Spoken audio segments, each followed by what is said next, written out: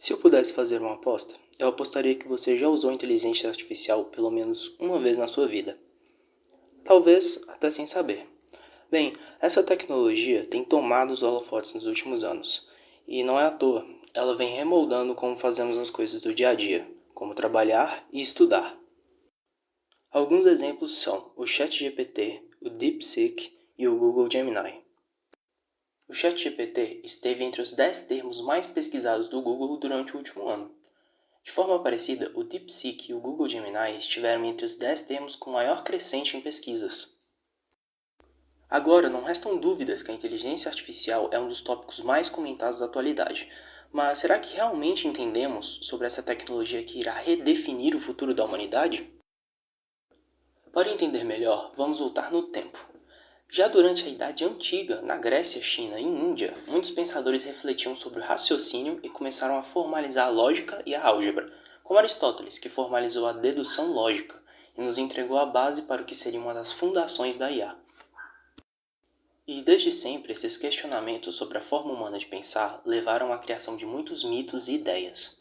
Na Idade Média, por exemplo, em tentativa de recriar o funcionamento do pensar humano, os chamados alquimistas acreditavam que era possível conceber uma vida artificial usando da química informal da época.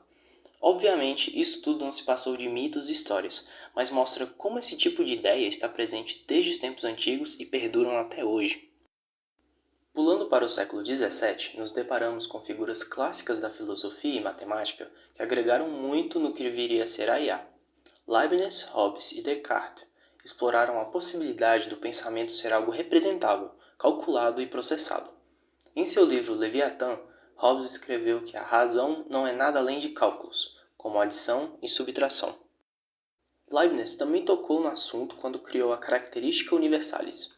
Em sua concepção, essa era uma linguagem que seria capaz de expressar ideias matemáticas e científicas em forma de símbolos, permitindo assim a manipulação delas.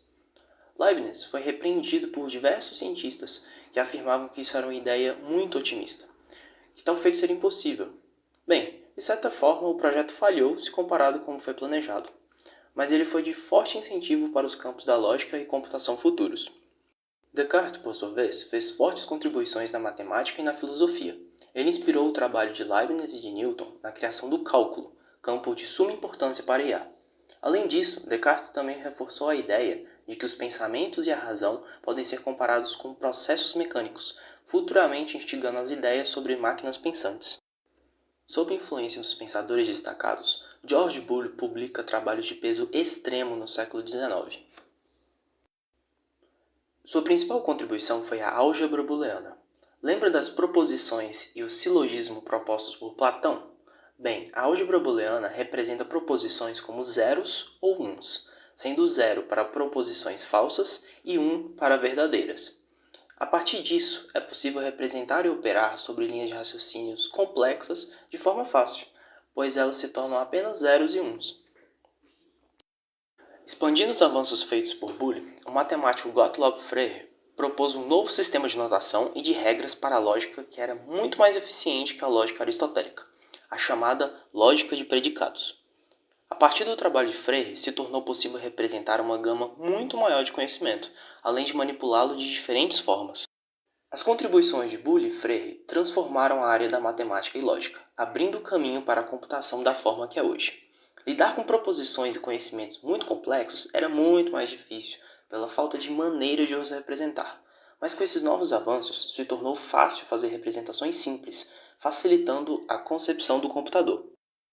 Em 1936 surge uma das figuras mais importantes para a computação e a inteligência artificial, Alan Turing. Ele foi responsável por formalizar a primeira ideia do que viria a ser um computador. A chamada máquina de Turing foi uma máquina teórica que manipulava símbolos ao longo de uma fita, seguindo um conjunto de regras. Ela permitiu que se definisse o que poderia ser computado utilizando a lógica criada até aqui.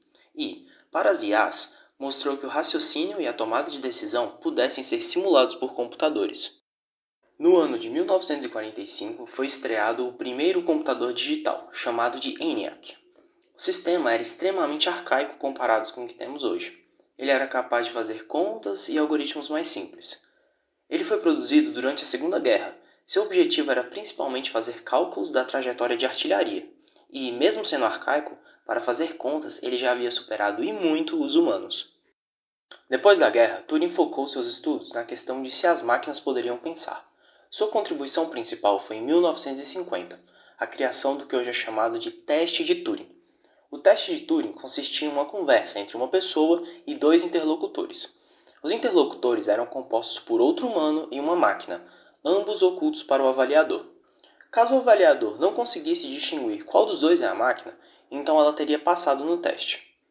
O resultado dessa convenção foi uma mudança na forma de se pensar em IA. Ao invés de focar em sua inteligência, agora se passou a focar em seu desempenho em relação ao humano. Nesse contexto, em 1956 aconteceu a Conferência de Dartmouth. Esse evento pode ser considerado como o fundador da inteligência artificial.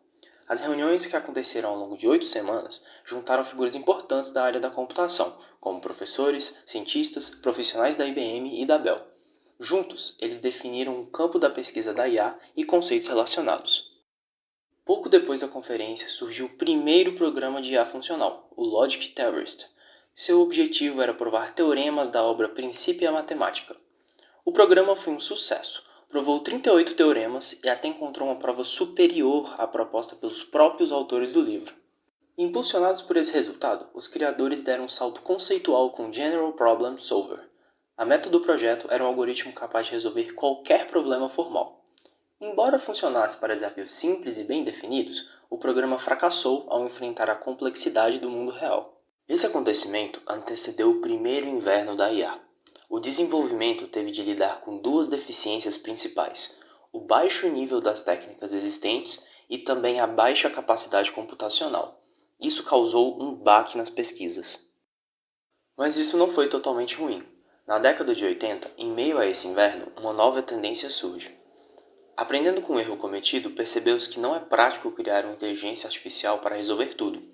As chamadas IA generalistas foram substituídas pelos sistemas especialistas, que focam em resolver problemas dentro de contextos limitados. Um exemplo disso é o MySim, um sistema criado para identificar exclusivamente doenças infecciosas do sangue. Ele, assim como vários outros sistemas especialistas, tiveram sucesso e instigaram o mercado de máquinas Lisp. Lisp era uma linguagem de programação da época popular no desenvolvimento de IAs. Mas, como nem tudo são flores, na década de 90 tivemos outro inverno da IA. Na época, os sistemas eram feitos usando cadeias de regras, então você precisaria escrever todas as regras para a tomada de decisão de IA. Então, além de dar muito trabalho, também criavam modelos que não funcionavam em problemas um pouco diferentes do regrado.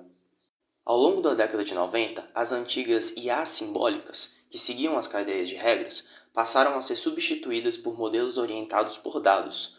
As IAs conexionistas passaram para o primeiro plano, e seu funcionamento se resume em aprender com uma gama de dados, para replicar e inferir padrões, como nós humanos fazemos.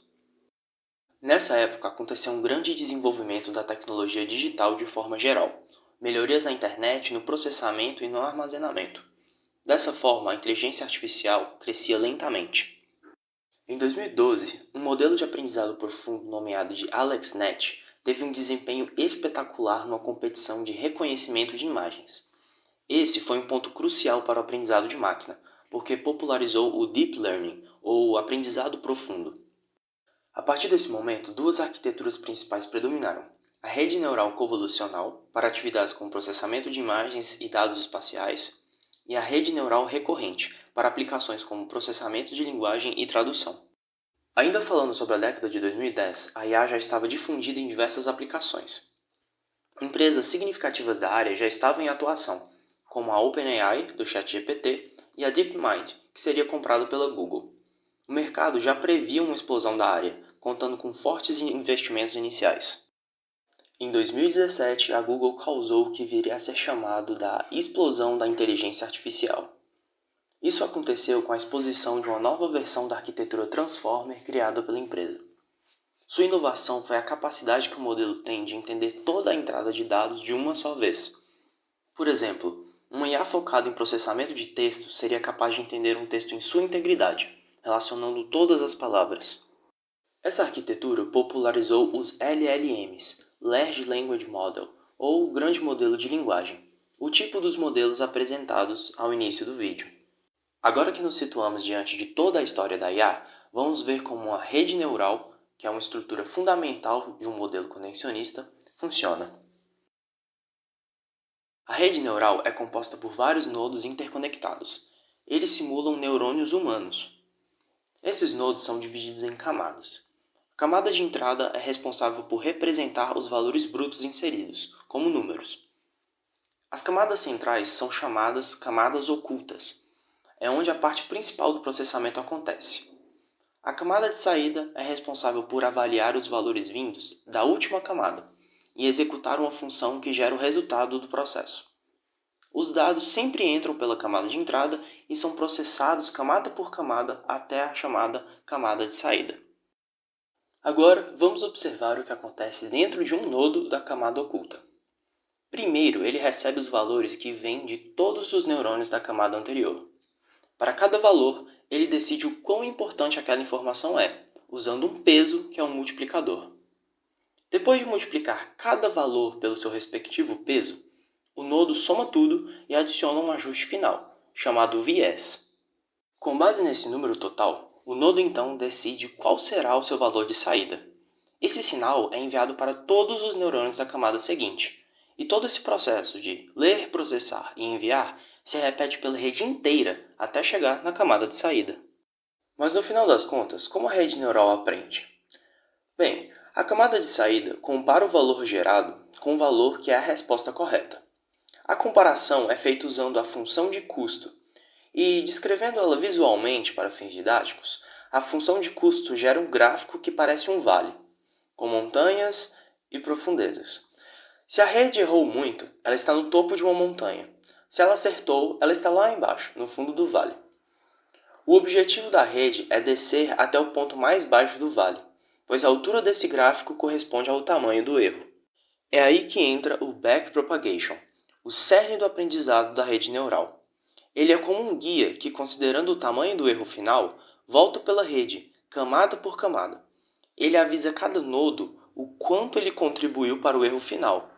Com base nesse aviso, cada nodo ajusta seus próprios pesos e viés um pouquinho, na direção certa para minimizar o erro. A rede repete todo esse processo de gerar e corrigir milhares de vezes, até que ela minimize a taxa de erros, ou seja, dê respostas muito precisas. Você pode estar pensando, tá doido, esse negócio é complicado demais. Mas relaxa, vamos ver uma coisa simples e prática que pode ser bem esclarecedora. Menace, que em português seria Mecanismo Educável de Jogo da Velha, é um jogo de tabuleiro que foi criado em meados de 1960 e que, utilizando apenas caixas de fósforos e marcadores coloridos, ele consegue simular uma IA que joga e aprende o jogo da velha. No topo de cada caixinha, nós temos desenhado um estado do jogo da velha, como se fosse um momento do jogo após uma jogada qualquer. E dentro da caixa estão os marcadores coloridos. Na vez do Menace jogar, é sorteado um desses marcadores, e cada um deles indica uma possível jogada que o Menace pode fazer. Você pode estar se perguntando como ele aprende. Quando acaba a partida, caso o Menace perca, são retirados os marcadores das jogadas que ele fez, reduzindo a chance delas serem feitas novamente. Caso ele vença, é colocado outro marcador de cada jogada que ele fez. Assim, ele tem mais chance de fazer aquelas jogadas. Talvez isso te lembre algo. O Menace de certa forma se assemelha muito com as redes neurais. Os marcadores se comportam como os pesos dos nodos, e o controle desses marcadores ao final da partida, que é esse processo de colocar e retirar os marcadores corretos, é como se fosse o backpropagation. O Menace faz como a gente. Às vezes você tem uma prova para fazer e ainda não estudou. Você estuda pouco para a prova, tira nota baixa e fica de castigo. Então você faz o seu backpropagation. Você aprende que precisa estudar mais. Você estuda um pouco mais que antes e agora sim passa na prova. E ainda sobra um tempo para jogar videogame. Após algumas partidas, o Menace para de cometer erros graves. E depois de mais um tempo, ele começa a ganhar. Depois de um certo número de derrotas, o Menace não perderá mais, e só sobrará para o seu oponente empates ou derrotas. Se você se interessou pela área de inteligência artificial ou computação, existem vários cursos que você pode fazer para dar um pontapé na sua carreira. Alguns deles são de ciência da computação esse que é ofertado aqui no Instituto Federal de Montes Claros. Tem também o de Engenharia de Software, Engenharia da Computação e o técnico em Inteligência Artificial, que será inaugurado em 2026, também no Instituto Federal de Montes Claros. As áreas de trabalho são muito diversas, já que a IA pode ser aplicada em várias áreas, como em automação industrial, carros autônomos, visão computacional em drones, diagnóstico de doenças e a lista continua. As possibilidades são praticamente infinitas. Agora que já te apresentei o seu oponente, quem vai se sair melhor no jogo da velha? Vocês humanos ou a inteligência do Menace? Vamos descobrir.